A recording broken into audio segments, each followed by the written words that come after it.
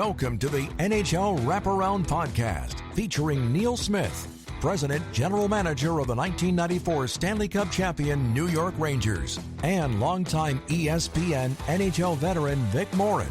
Together, they share no-nonsense opinions on news and issues around the National Hockey League. Whether you're a casual or diehard fan, each episode of NHL Wraparound will leave you more informed. Now, here's your hosts, Neil and Vic. Welcome to NHL Wraparound for Wednesday, the 10th of December, 2025. Vic Morren, Neil Smith, an unbelievable Tuesday evening, which we're going to cover in three things you need to pay attention to. And we'll also be joined by a very special guest, longtime Anaheim Ducks TV analyst Brian Hayward, who was at one of the games that we're going to address in that segment. But I thought Monday was somewhat pedestrian as far as NHL goes. Tuesday more than made up for that with a number of games coming right down to the wire. And we do mean wire. And you think you know who's going to win and lose these NHL games every night, because it's obvious when you get a top team versus a bottom team, a tired team versus a rested team. You don't know. What are you saying? That you just never know. Well, we're going to get to that also in just a few minutes. But first, three things you need to pay attention to, and I'm going to kind of bury the lead with the Tuesday drama. And first, on a couple of things with the Toronto Maple Leafs, because the Buds are surging. They are 4-0-1 in their last five.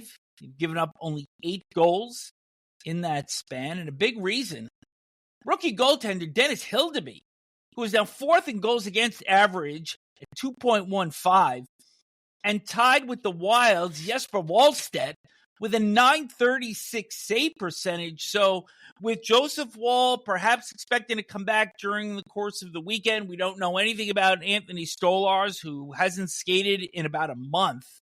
This is a real breath of fresh air for Craig Berube's team, who apparently are finding out how to play defense a little bit. Yeah, it's a miracle, really, when you think about it. When you went into the season thinking that Stolarz was number 1 and that Joseph Woll was number 2, Dennis Hildeby's playing for the Marlies, and now all of a sudden Dennis Hildeby comes in and saves the day, at least in this early part of December. Really is a miracle for Craig Berube and that Toronto Maple Leafs team. Hildeby getting his first career shutout Monday against the powerful Tampa Bay Lightning, who had both Braden Point and Nikita Kucherov back in their lineup. So certainly encouraging signs in Toronto. But as we say, we can never count on anything lasting anywhere in this league, no less in Toronto. No, that's for sure. It won't be lasting too long anywhere, except for, some of the teams that are really bad continue to stay really bad. Perhaps we will get to them at some point. But a reason that the Leafs' fortunes may not last is because their power play. You think they're missing Mitch Marner a little bit? I think so. They are 13.7%, 31st in the league, entering play on Wednesday. And to underscore where these numbers have been over the last several years, coming out of the pandemic, the first full season we had afterwards was 2021-22. Leafs were 27.3% first in the league. 22-23, second in the league. 23-24, seventh. Last season, tied for 8th. So top 10 all 4 years since we got back to an 82-game schedule. And you can't help but think that this is Marner's absence, because he was clearly the quarterback, the guy that could pass, the guy that could hold the puck, the guy that could draw the defense or keep them backed off.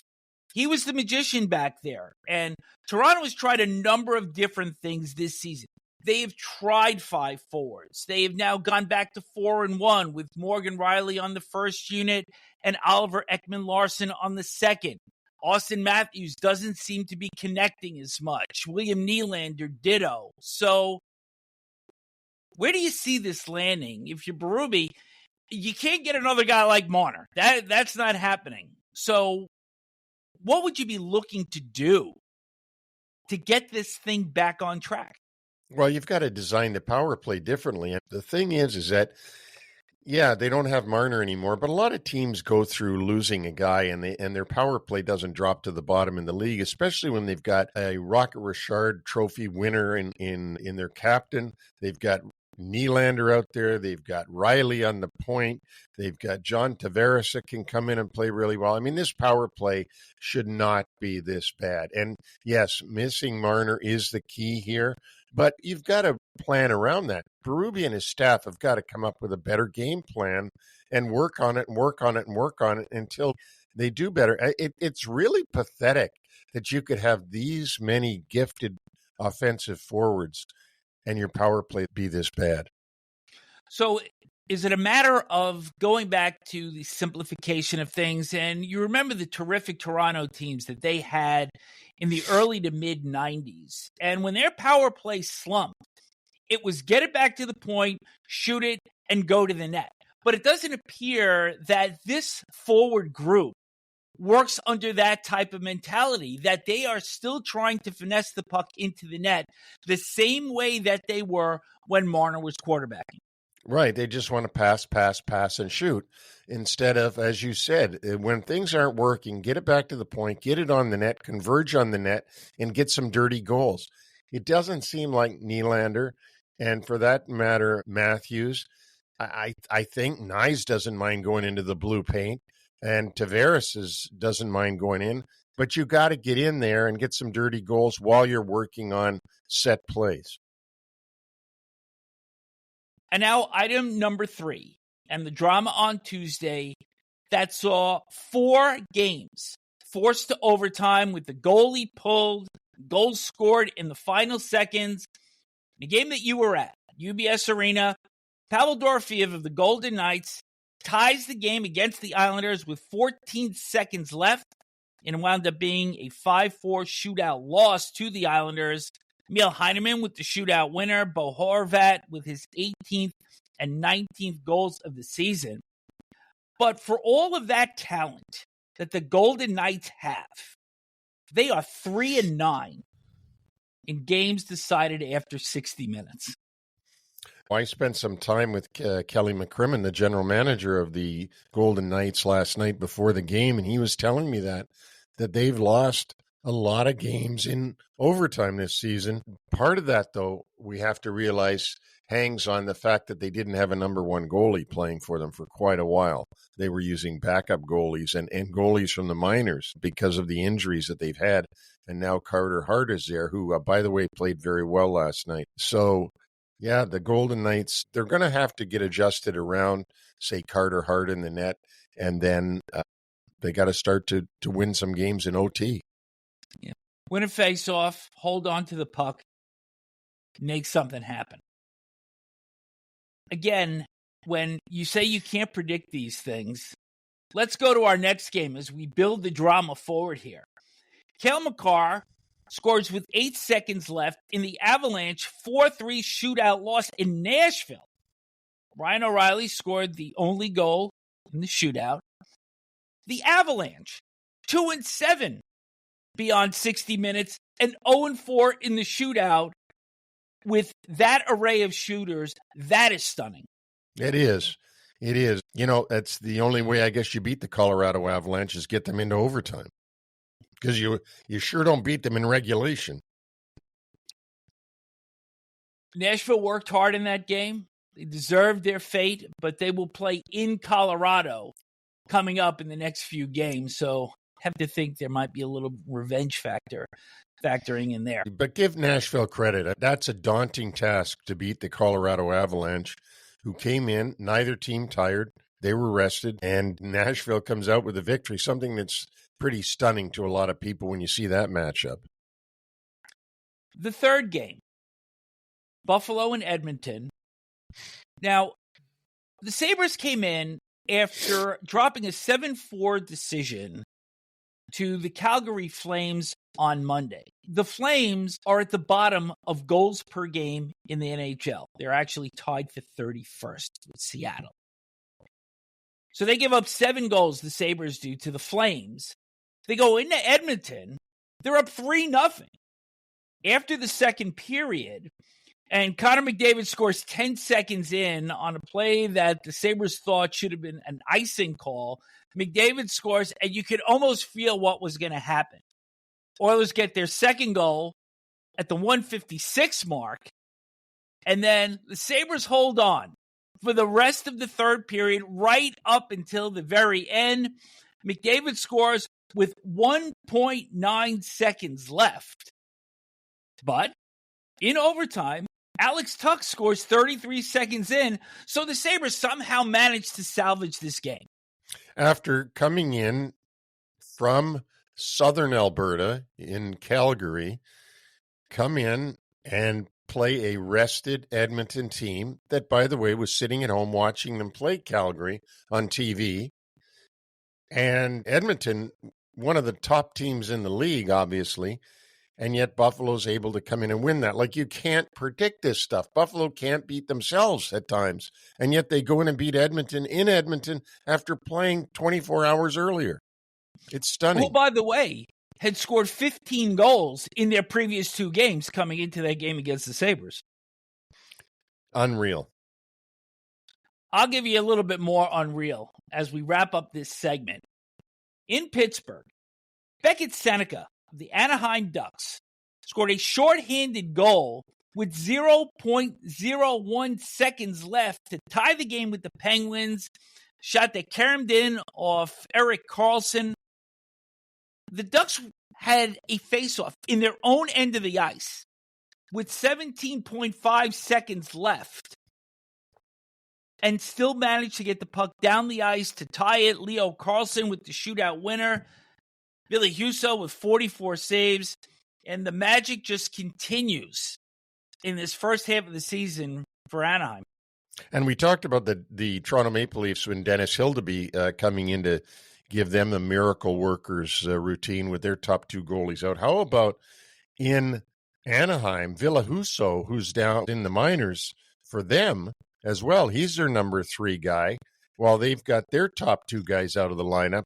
He makes 44 saves, gets them the victory on the first game of this road trip, as you said, in Pittsburgh. And Beckett Seneca, with that sensational goal, is going to give all other rookies in the NHL a run for the Calder Trophy. We'll see how it ends up. Obviously, early predictions are that Matthew Schaefer of the New York Islanders is the lead dog in that. But take a look at this. Beckett Seneca, if you get a chance on Anaheim, sensational rookie. But anyways, the last game of 4 very odd games. And a great ducktail into our discussion with Brian Hayward. And that'll wrap up 3 things you need to pay attention to. So let's bring Brian in. Well, we're really excited to bring Brian Hayward on to NHL Wraparound. I've known Brian for many years, and he does a fantastic job for the Ducks because he's the only one that's ever done it for the Ducks. Hazy, thanks for doing this. My pleasure. Anytime, guys. Yeah, that's great. You know, we really enjoy, I do anyway, really enjoy watching. I enjoy watching all the guys that I personally know. It seems to be more fun. Brian Engblom in Tampa. Yeah.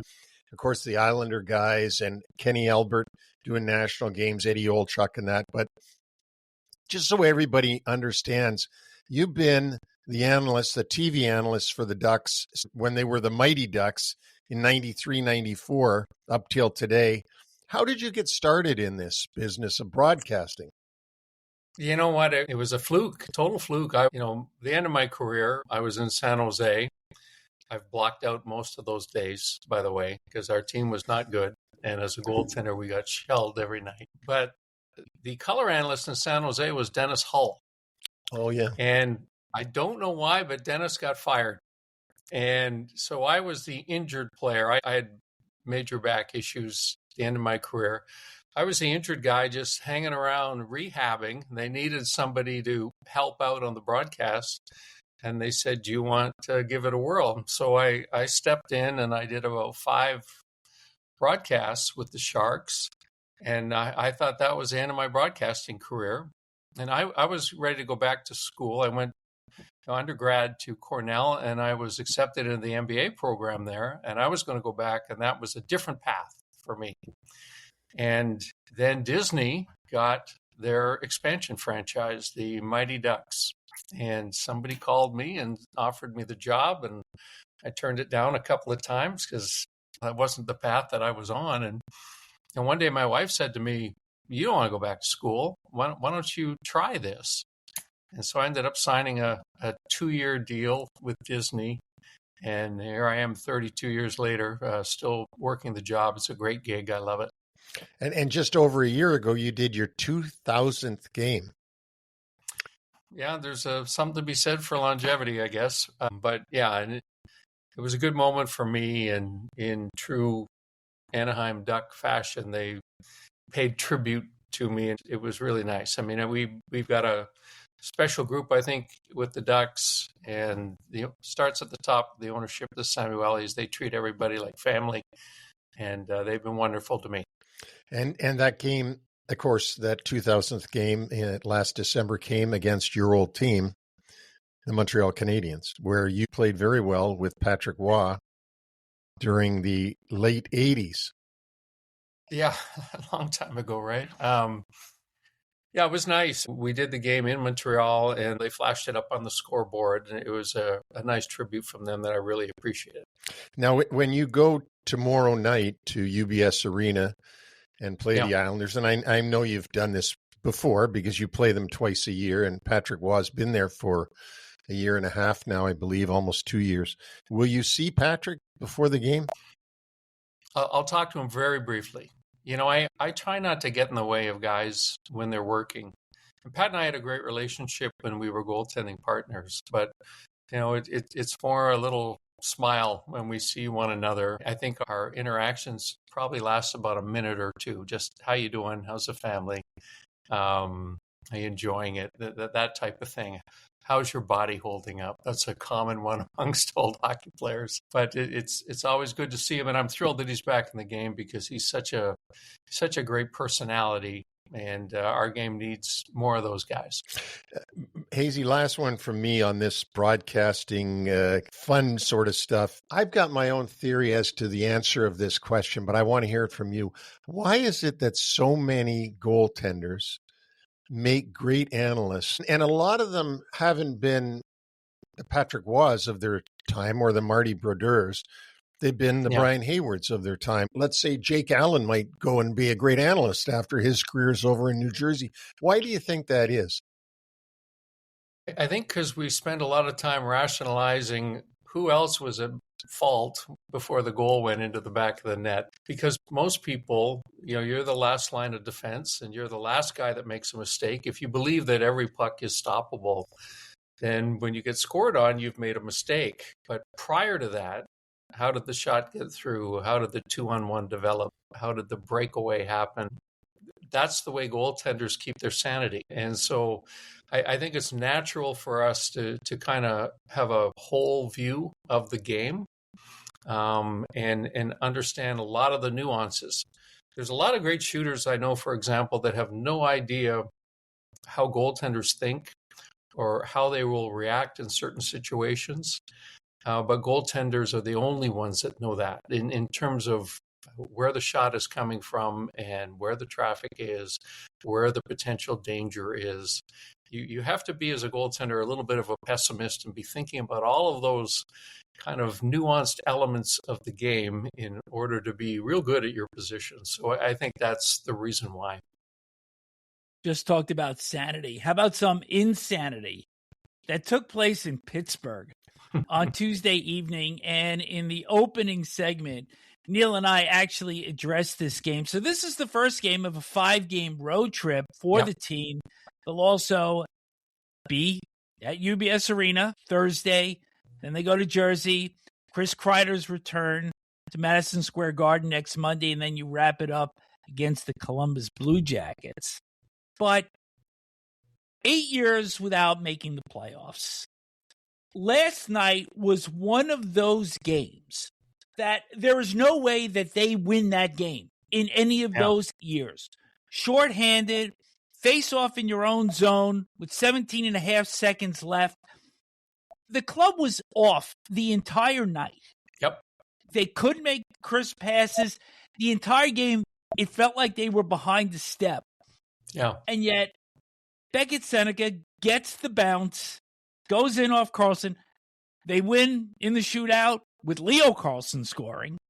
And just a remarkable way to kick off a road trip that I think is going to continue to define this team.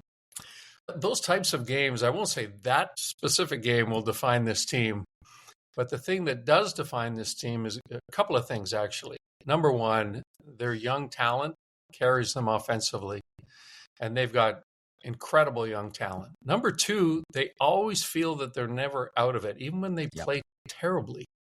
And that hasn't happened very often, by the way, but 4 or 5 times this year, they've been able to outscore their problems or find a way, and they found a way again last night. It's absolutely insane that they were able to squeeze 2 points out of that one. They had no business. John and I joked that they should all be wearing masks when they left the arena because that was larcenous. There's no other way to describe it. But this team, that there is a belief that they can score, and that's the biggest difference, I think, from last year, that these young guys are scorers.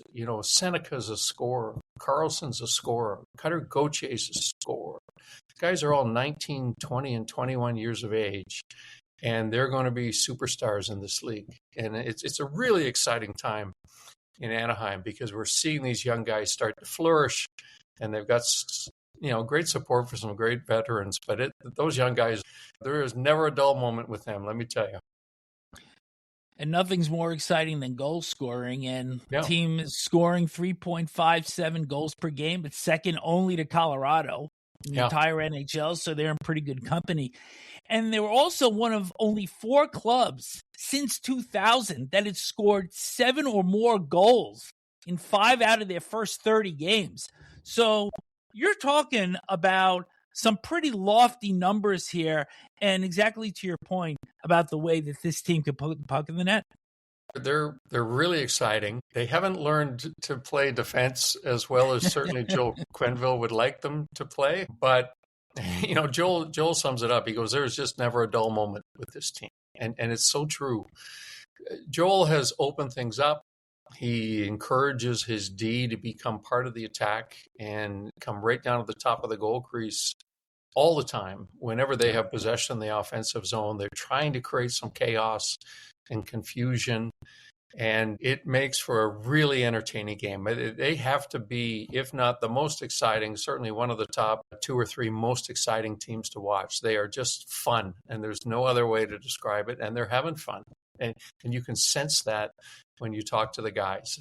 Even the veterans have got new life this year. Yeah. I think because of the kids and how they can explode offensively, but just that the games are entertaining as hell. Yeah. And Brian, Pat Verbeek also has brought in some interesting veterans to help groom this young core. Obviously, my background, and so I'm most interested in what Jacob Trouba and Chris Kreider have brought to the Ducks, because I think both of those guys should still be on the Rangers if there was anybody watching. But tell me what Trouba and Chris Kreider have brought. I love how you choose your words carefully there, Neil. That was good. Yeah.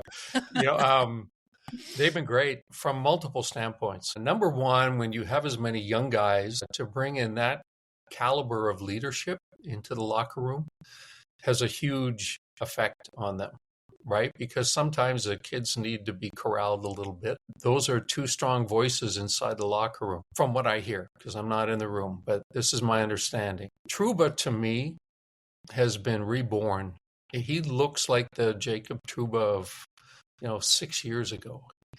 He's a menace on the ice. He's intimidating, but he also has a calmness about him. When the puck is on his stick, he has the patience to look people off and make plays. And it's a great influence for some of the young defensemen we have, because we've got a bunch of them in the lineup. He's played a lot with Olen Zellweger right so far, who's 22 years of age and still kind of learning when to jump in, when not to jump in. So I can't say enough about Jacob and his contribution to the team. Kreider got off to an unbelievable start. What I didn't realize about Chris Kreider, because I haven't seen him that much, playing the Rangers, twice a year, is it just how powerful he is. He uses that frame of his to protect the puck so well, and he's got that innate sense that he can recover pucks. He kind of understands where it's going after the puck is shot, right? So he gets to a lot of pucks, keeps plays alive in the offensive zone, and then he gets to the front of the net, and he has those magical hands where he can tip pucks and bang home rebounds. So what Chris Kreider has done is he has lit a fire under our power play. This was a team, their power play was 11% last year, right? Wow. Dead last in the league. One of the worst power play percentages in history. Kreider comes in, I think they're just above the middle of the pack right now. But again, he's kind of a captain or a general out there on the ice, and he has a lot of thoughts about what has to happen for the power play to be successful. So both of those guys, those ex-Rangers, have been terrific adds by Pat Verbeek. A couple of guys that were there beforehand that were brought in from other clubs were Alex Killorn and your captain, Radko Gudas. Yep. And when they joined the Ducks, and I remember Neil and I talking about this, that it was almost as if, well, why these guys at that time? Because a year ago, the team wasn't really close to being any sort of contender, and it didn't make sense. And boy, it makes a lot of sense now. Yeah, it sure does. And again, leadership in the room. Gudas is another guy that forces people to play with their heads up, right? Yep. And he hits and he hits and he hits, and he's really consistent. He plays a very simple game. He moves the puck quick. He's not going to generate a ton of offense. He has a surprisingly heavy shot, which I didn't know about Radko. But I think it's that physicality that he brings that, again, makes these young guys sit a little taller. When you have a Gudas in the lineup, you have a Trouba in the lineup, you have Ross Johnston in the lineup, it allows them to do all the creative things they want to do without getting abused. He's an important ad. And Alex Killorn's just an honest player, a good penalty killer. He's not going to put up the kind of numbers that he put up at times in Tampa. But in terms of a guy on your third line, or a guy that you want out there when you're protecting a 1-goal lead late in the game, he's a great ad. Brian, I want to talk about somebody you and I have known for an awful long time. Met Joel Quenneville when he first got to St. Louis, and Larry Plow was the GM, and known him ever since. A couple of years he wasn't coaching, and then Pat Verbeek, he was on our show and explained how he knew Joel from their Hartford days, and they ride to practice together, and they used to talk hockey all the time. So we're very familiar with each other. So it was a natural for Pat to reach out to Joel. But Joel has had to evolve somewhat in this new league that wasn't the same league 3 years ago. And I wonder what you have noticed in his evolvement, just like you've noticed in all the way the team is evolving. How's Joel Quenneville evolving to deal with today's NHL players? To be honest, Neil, I didn't know Joel hardly at all before he got to Anaheim. My perspective on him is based on what I have seen since I've come to know him, since he arrived in town. He's a fun guy, number one. I remember the first day of practice after the roster was set, after training camp had ended. I was watching practice, and he blew the whistle, called everybody into the middle, and you could hear a pin drop, right? And he brings with him that credibility, 3 Stanley Cups, second wing as coach of all time. And so he commands the respect of everyone and the attention maybe more importantly with modern players, he commands the attention of them immediately. I was really interested to see what he was going to do kind of systems-wise, what the messaging was going to be. And his primary message to these guys was freedom. I don't know if that was his message in Chicago or Florida earlier in his career, but he opened things up for these players and let them be creative offensively. And it has worked. I mean, it has absolutely worked wonders, because some games where they really struggle defensively, they outscore their problems. To me, the other thing that I've noticed with him is the emphasis on pace. Everything is to be done at the absolute highest speed, including his practices. His practices are unbelievably short, like 35 minutes max. He is never standing at a whiteboard and explaining a drill. That's done before they get on the ice. Everything is done at pace and at tempo until he blows a whistle, and then he gets the heck off the ice, and the guys are left to mess around on the ice if that's what they want to do. But there's just a sense about him that the players trust what he sees. And I will say this about Joel. In my career, I played in the league for 11 years. I think in all that time, I think I had one coach who I considered to be masterful at looking at the game 10 minutes into the opening period and knowing which guys were going and which guys were not going, and making that adjustment on the fly in his lineup. And that was Pat Burns. The only guy I had in 11 years in the NHL that had that unique gift. And Quenneville's got that gift.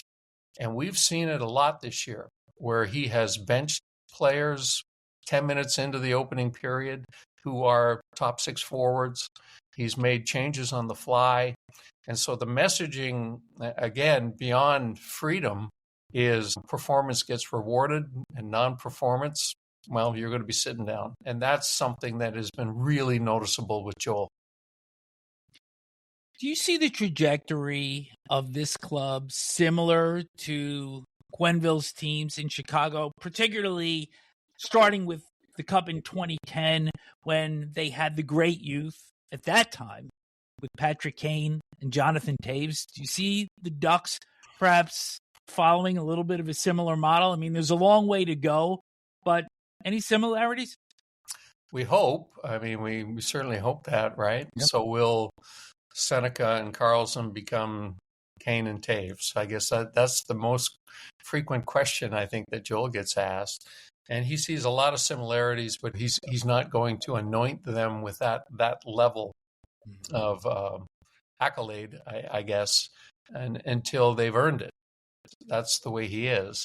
But I think it's exciting where the organization is at. We have a lot of assets in the American League, especially on the blue line, that I think multiple teams, the majority of teams, would like to get their hands on.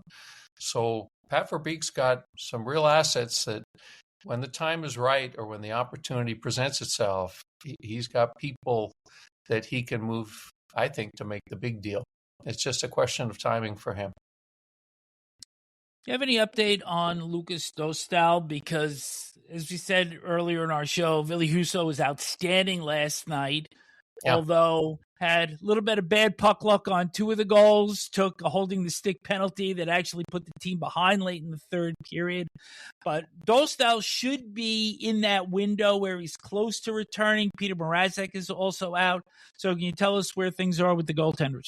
Lukas, I think, is getting close. I wouldn't be surprised if we don't see him at some point on this trip. Yesterday was the first time that he was on the ice for a full morning skate and stayed out for the entire time with the other scratches. So he's getting close. And it's been 2 weeks. We were told originally that his injury would be a 2 to 3 week timeline. So I think he's right on track. I will tell you this kid, I am an enormous fan of Lukas, because he is a technician. You know, he's not the biggest guy. He's not your modern 6'4" monster NHL goaltender. He's got to move, and he really can move. He reads the play. He's in phenomenal condition physically, and he's going to be a top flight number one goaltender for a decade because he really takes care of himself. Fluke injury, and he's not going to miss that significant amount of time, and the team is holding up, and Ville Husso's come in and done a real nice job. I should point out, too, when we lost Dostal and then we lost Petr Mrazek, we also lost down in the minor leagues, Calle Klang, who is our number 4 goaltender. So Husso came up. We have right now Slava Bateyets up. He's the number 5 string goaltender in the organization. So things were getting pretty thin there for a while, but Husso has answered the bell. He's been terrific. He's been rock solid. He's not Lukas Dostal, but he's been solid enough, and he's got a winning record. I don't think you can hope for much more than that. And Dostal is the goaltender that the franchise has put their trust in by moving longtime veteran John Gibson to Detroit. Yeah, he outplayed John the last 2 years, I would say, quite honestly. I don't mean to say that to disparage John Gibson at all, but Lukas was the better of the two and the younger of the two. And, I think for me, what sealed the deal for Pat Verbeek was when Dostal won the World Hockey Championships and, representing the Czech Republic. He was the reason why they won.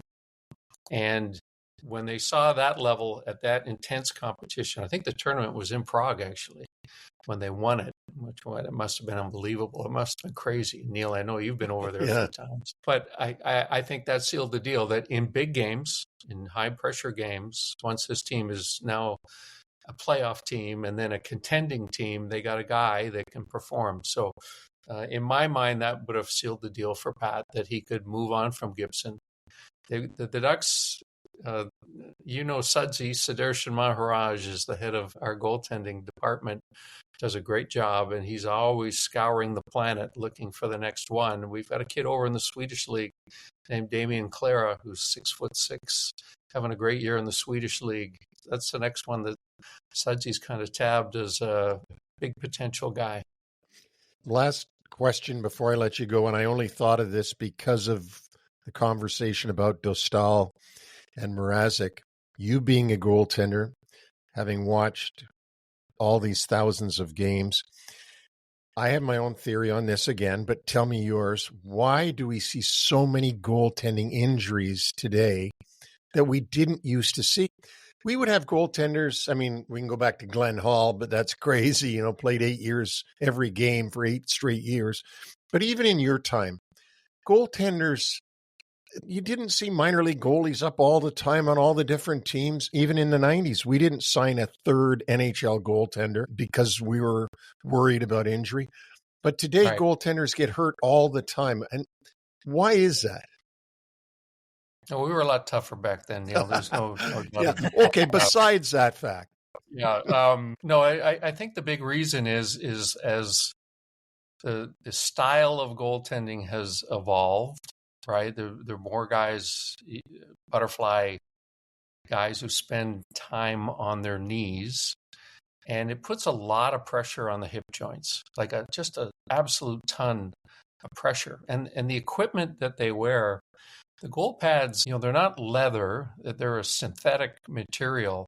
They really slide on the ice. So if you can imagine, if people at home ever get down into that butterfly position and try and fan your heels a little, just an inch further out to get a little bit more coverage at the bottom of the net, it puts a tremendous amount of stress on the hip joint. And, there's a guy out in Vancouver that writes a magazine about goaltenders, Dan, I can't remember his last name. But he did a study about the hip joint with goaltenders because that's the prevalent injury with goalies, right? He told me that, at the top of the femur that fits into the socket, everybody's genetics are a little bit different. And if that femur is a little bit squared off, then it irritates the inside of the joint. It's why you get all these labrum tears, and that's the big injury for goalies. So unless your top of your femur is rounded off, you're going to have labrum issues as a goaltender if you play that style. Because everybody's looking for just a little bit more coverage down low and to fan those legs out a little bit wider. And sometimes it has the wrong effect. That's my theory. Do you think there's any credence to the fact that they're so much bigger than they used to be. And so therefore, when you're standing still and somebody runs into you, you've got a lot more chance of being hurt than when you're constantly moving. And if you're not 6'6", is there anything to that the size and the fact that they are getting bumped into all the time and, they're a bigger target maybe? I don't think they get bumped into hardly at all compared to the old days. So I don't think that's it. I think we took a lot more contact than these guys take in today's game, and that's a good thing. And boy, I could talk for hours about why we have 6'5" and 6'6" goaltenders, and it is because of the equipment. It used to be that we had to keep our stick on the ice in order to protect that area between our feet. But now the way the pads are, they rotate forward, they cover the 5-hole.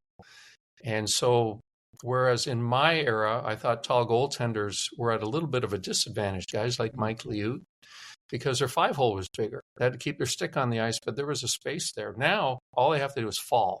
And the pads are so ergonomically well constructed that they just flip forward, take care of the 5-hole.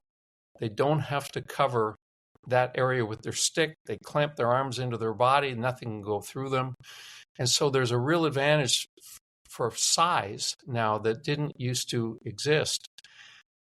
But the bad part of that is because they've been taught now, take care of the 5-hole, just fall, fall, fall.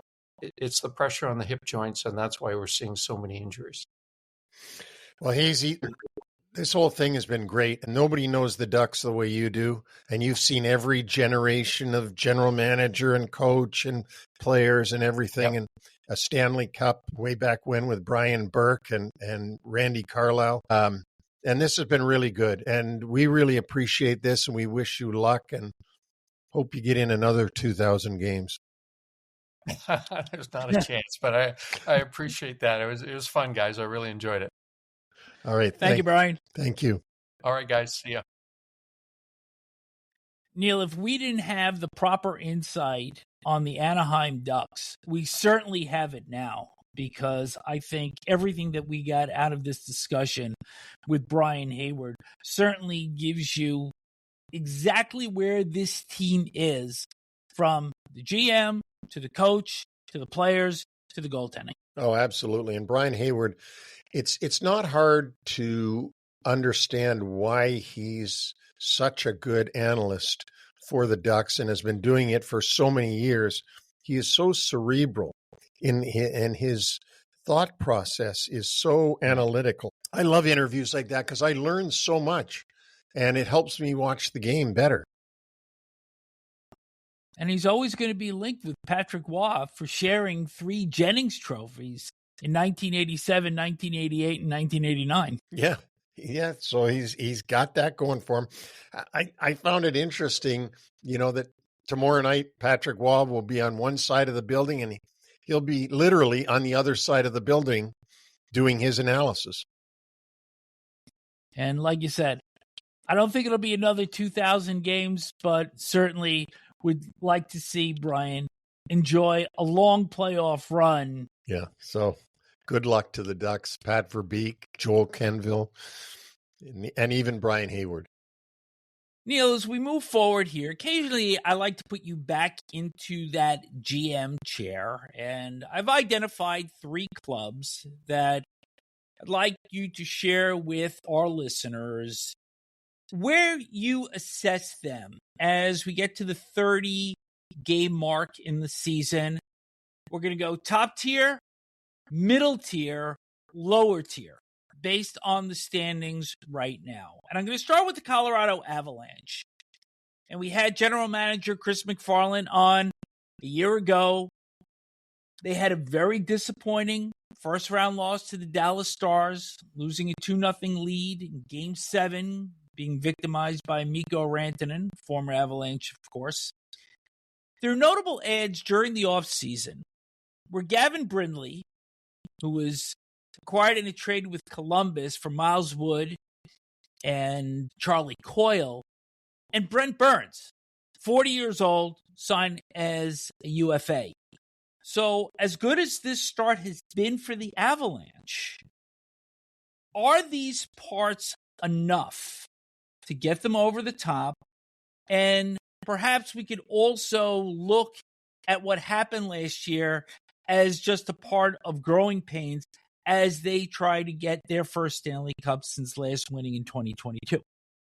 Which isn't that long ago when you think about it. We're only Correct. in 2025. So I can't call it growing pains for the Colorado Avalanche because most of their high-level players were there for the 22 Cup. The one thing I see different about their team this year from a year ago, early December last year, is their goaltending is much better. Last year they had to change both goaltenders. That was a huge change. Then they had the Rantanen thing going on during the season where they were going to have to make a move, either sign him to what they thought was too much money or move him on. They ended up moving him to Carolina, who subsequently moved him right to Dallas. I love the way Brent Burns plays. I think he's been a good addition for them. I think he's a steadying influence for their young players. I think they're going to have to add more, though, as the season goes on. They're going to have to add some more defensive style players. They've definitely got enough offense, but do they have enough Bob Gainies on their team? I think we'll have to wait and see. Do you like this club right now? Like, if you were to start the playoffs today, do you think they can win the Cup with this lineup? If the playoffs started today, I do. Even without adding anything? Even without adding anything. Because you've got to take that nobody else gets to add anything either if we start today. So, I mean, if it's exactly the rosters you have today, yes, I don't see anybody beating them in a 7-game series. I don't see anyone beating them 4 times in 7 games. Let's move on to our second team. The New Jersey Devils. Despite their win in Ottawa, who are having their own issues right now, they were still 5-8 without Jack Hughes. For Tom Fitzgerald, is New Jersey too dependent on one player for its particular identity, which is the transition and speed game through center ice, which they have been very good when Hughes is in the lineup? But truth is, Jack Hughes has missed 90 games over the past 5 seasons. And when you look at the shoulder injury that he suffered late in the year last season, they were cooked because they couldn't execute their play. So if you're Fitzgerald, you know that you've got a guy that's got an injury history. It's not to say that Hughes isn't going to come back and he'll play the rest of the season and everything is going to be fine. But in the case of the Devils, where are you looking to augment here, knowing that apparently, based on the records and based on the history, they are so dependent on Jack Hughes?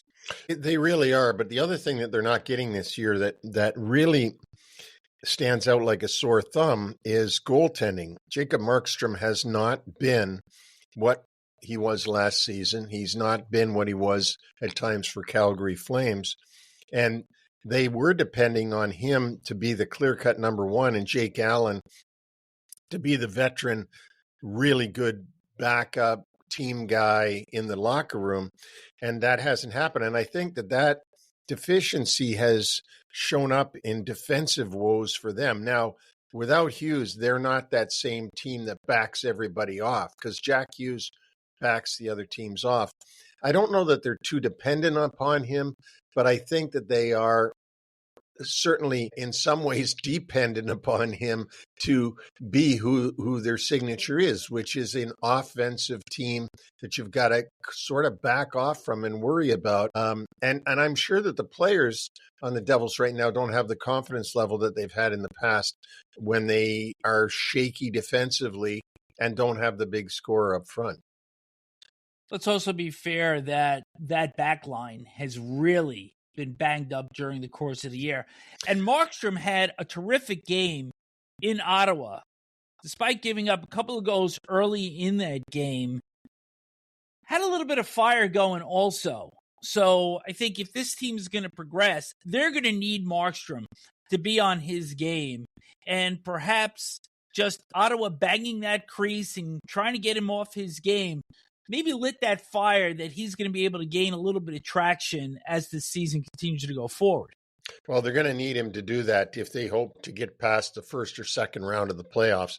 And they're also, as you have already said, Vic, they got to get a healthy Jack Hughes that they can depend on will be there for periods of time. Now, look, he's out right now because he cut his finger off the ice on a broken glass and needed surgery. That's not going to happen every day. I mean, that's a weird thing. If it was his shoulder again, if it was some body part injured in hockey, that's one thing. But I don't think we can say that he's injury prone based upon this injury. I think we're going to have to see how long he can stay in the lineup once he comes back from this finger surgery. Devils enter play on Wednesday, wild card 3 with 35 points, but that's also the same total as the Pittsburgh Penguins and the Philadelphia Flyers, who are 1-2. Let's go to the third team, the Vancouver Canucks. Thatcher Demko is set to return on Thursday against Buffalo. He has been out since November 11th with a lower body injury. But is that even going to matter at this point? Because we remember 2 years ago, they had a very impressive opening round against Nashville, took Edmonton to 7 games, and they went out, they signed a lot of players last year. Didn't work out. You had the JT Miller, Elias Pettersson drama that was going on. Even though they made a push for the playoffs at the end, the season was a huge disappointment. And now they're towards the bottom of the league standings. Their captain, Quinn Hughes, has 1 year left on a contract that's paying him a little less than $8 million a year. This is a real crossroads for this franchise who, as we know, came into the NHL along with the Buffalo Sabres in 1970. They never won a Stanley Cup. They thought they were making big strides going into last season. It's not even close right now. No, I don't like this team. I just don't. I mean, I don't like the way that their number one goalie, Demko, is in and out of the lineup, hurt all the time. Not blaming him for that. I'm just saying I wouldn't like it if I was running the Vancouver Canucks. I don't like Elias Pettersson. I don't think he has been that great for them. He's certainly not a warrior of any type. They re-signed Brock Besser after he didn't want to sign back there and said he was going to go someplace else. Now he's back there. They have a couple of good pieces, and Sherwood is a good player, and they've got DeBrusk that they signed from Boston a year ago. But I just don't like their team. It's missing a lot of parts, and it's missing some kind of an ingredient that they need, some kind of leadership ingredient that doesn't seem to appear. Now, you talk about Quinn Hughes. He's a fantastic defenseman, a Norris Trophy winner. Now there's rumors about him wanting to get out of Vancouver. And none of this is any good. Like, they should shut the media down in Vancouver. This goes on all the time. There's always media talk because somebody from the Vancouver management always talks to them and says something that starts a big story. They can't let Quinn Hughes go, or they're basically sending themselves to relegation in the American League. They're in a tough situation. What would I do if I'm Patrick Alvin? I honestly don't know. There's so much work to be done there. So you've got really two paths here. Either you try to build back based on what you already have, or you separate with some major parts, and that could be Hughes, who could bring back more at the trade deadline this year because he still has 1 year worth of term on his contract. You mentioned Kiefer Sherwood. His name is being mentioned. He's been connected to the Minnesota Wild. So you're clearly at a fork in the road here. You are, but I would never trade Quinn Hughes. I would re-sign him. And if he says I'm not re-signing, then I guess you're faced with no other option. Although that's what Brock Besser said last year, and he re-signed. You can't let Quinn Hughes get out of there. This might be their Kaprizov, because the Minnesota Wild knew they couldn't let Kirill Kaprizov get out of there. They couldn't let him walk, so they gave him what he wanted. They might have to do this in Vancouver with Quinn Hughes, because without Quinn Hughes, As soon as he walks out the door, all hope walks out the door with him in Vancouver. Good perspective. Let's do the personnel update. Happy return for David Pastrnak in Boston. He comes back Tuesday in St. Louis after missing 5 games with a lower body injury. He gets 3 assists in the 5-2 Bruins win. But I want to make a point here. Fraser Minton and Mark Kastelik, 2 goals apiece. These are bottom 6 forwards, and I think speaks to why this team is having success under Marco Sturm this year, is that Morgan Geekie has been fabulous. Pastrnak is who he is. But you've got a lot of guys that are giving that supplemental scoring in just the right spot to keep the Bruins afloat this year. They are. It's amazing. It's really, truly amazing. They're getting contributions all through their roster. This isn't just David Pastrnak and a bunch of other players wearing a Bruins uniform. And don't forget, they've had Charlie McAvoy out for a long time with getting hit in the face with that puck, and he's a huge part of their team. And they really haven't suffered mightily because of it. So I agree with you. I think that whatever Marco Sturm is telling the team, it's working. At this point, I think he should be a Jack Adams Award candidate, because you've taken a team that no one expected anything from, and they're right in the pack. Other returns, J.G. Pageau for the Islanders came back in Tuesday's shootout win over Vegas. He had missed the last 8 games with an upper body injury. Now the guys that have been injured. Logan Cooley, now listed as indefinite. He hurt his leg wrapping it around a goalpost in Vancouver. Remember, he had escaped a serious injury when he was kneed by Alexei Toropchenko in St. Louis on the 29th of November. For the Pittsburgh Penguins, getting Malkin to IR with an upper body injury. He's listed week to week. Blake Lizotte, another forward on the Penguins, also on IR. Jason Zucker, who had recently returned after missing 8 games due to a virus, will now miss some time with both upper and lower body injuries suffered in Monday's loss in Calgary in a game in which he had 2 assists. Matt Zuccarello left the Minnesota Wild's win in Seattle on Monday after taking an open ice hit from Vince Dunn. Jake Middleton, defenseman, also went out in that game.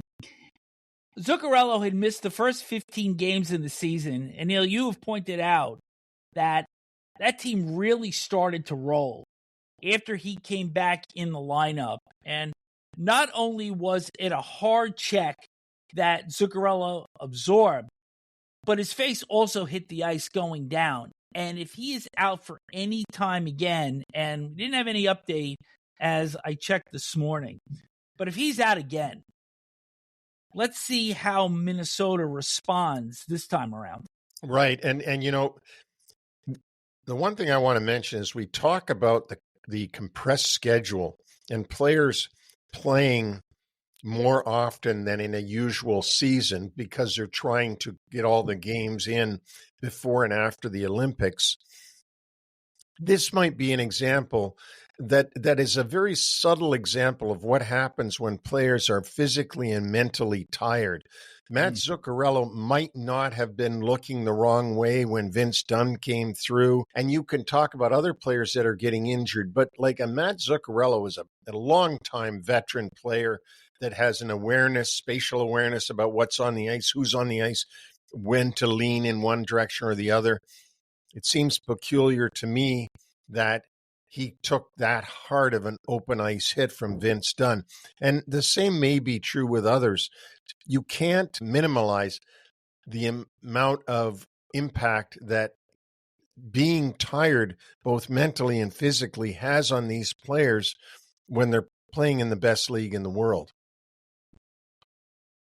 Other news, Jordan Kyrou, the St. Louis Blues, week to week, after suffering a lower body injury. It was actually a leg injury on Saturday in Ottawa, but an MRI revealed better than expected news, so this could be a short-term injury for Kyrou. Bobby McMahon, Toronto Maple Leafs, suspended 1 game for a match penalty on a high stick against Oliver Bjorkstrand of the Lightning on Monday. This particular suspension is getting a little bit of scrutiny because while he did chop down on Bjorkstrand, people are looking back to when Jacob Trouba took a shot at Trent Frederick in 2023, which I thought was a vicious high stick, and he was fined $5,000 and no suspension. So the inconsistency in terms of how the Department of Player Safety looks at things just continues to go on here. It really is. And I don't know what the formula is to get things that they're more predictable and what suspensions and fines would be for certain things. I don't know if this is a fact of a committee making these decisions there, or is it just one guy making them, but there is inconsistency in how these penalties, meaning suspensions or fines, are doled out by player safety. Also in that game, Gage Gonsalves of the Lightning was ejected for kneeing defenseman Dakota Mermis, and Toronto's already got a banged-up back line. Mermis was supposed to be evaluated on Tuesday. No update on his condition yet. And I got one other one for you. This is really unusual, that at the end of that Nashville-Colorado game on Tuesday, Scott Wedgwood was run into by Philip Forsberg, completely accidental, on the shootout attempt. Now, Wedgwood wound up stopping Steven Stamkos on the next shot, but then the referees got a call down that Wedgwood should be looked at because the back of his head hit the ice in that collision. He wound up getting pulled out of the game, and Mackenzie Blackwood came in and just stood in the crease while the final shot that was taken by Gabriel Landeskog missed, and the Predators wind up winning the game in the shootout. But I don't think we've ever seen that before. That incident takes place, guy faces another shot, and then he gets pulled.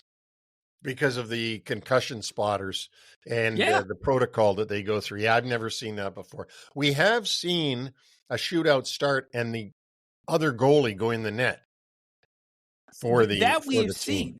But this one was really unusual. But I want to pose a question to you because I already know the answer. So this is one of the few ways you to like asking those questions. I do.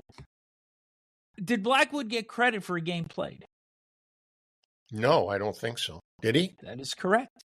Because he just stood in the crease, but there was nothing active going on for him because the shootout ended on the next shot. Had Landeskog scored, then Blackwood would have become the goalie of decision. So he could have gotten a win or a loss without playing any minutes. Great stuff. And a great way to end our show. Thanks to Anaheim Ducks TV analyst Brian Hayward for joining us today. Longtime goaltender, also in the National Hockey League, Brian Hayward. We got to mention that. Thanks to the listeners. Reach us individually if you want on email at neil@nhlwraparound.com or vic@nhlwraparound.com. Don't forget that every podcast we do is on every platform, including Apple, Amazon, iHeart, Spotify, and of course, YouTube. And please hit subscribe. We want to push towards that 1,000 mark. Our website, nhlwraparound.com, has our complete history of all of our podcasts. And in our blog section, the latest New York-centric piece by Patrick Hoffman, the outstanding play in the New York Islanders net by Ilya Sorokin. We have Neil's Nuggets. And Neil, you put something out there about teams returning home after road trips of at least 4 games and how the math works, whether they struggle in that first game back or they succeed. You want to give a little insight there? Well, yeah, and Utah had a loss to LA on Monday after being on a 4-game road trip and then playing their 3rd game in 4 nights, which I had predicted would be a loss for them, and it was. We're going to find out on Wednesday when Chicago hosts New York Rangers whether they can play well their first game back home. And then we'll see on Thursday When Dallas goes into Minnesota, their former home, by the way, the Dallas Stars used to be the Minnesota North Stars, but this time they go into St. Paul and play the Minnesota Wild, and the Wild trying to win their first game at home after a road trip. Smith's picks, how underwhelming. A night that you didn't lose a game in regulation, but still went 2-0-3. Yeah. Well, there was some teams that lost last night that you would never imagine would lose. We'll take another shot at it on Wednesday with a 4-game schedule. Short shifts coming up on Friday and once again next Monday. NHL Wraparound returns next Wednesday, December 17th. On behalf of Neil, I am Vic. Thanks for tuning in.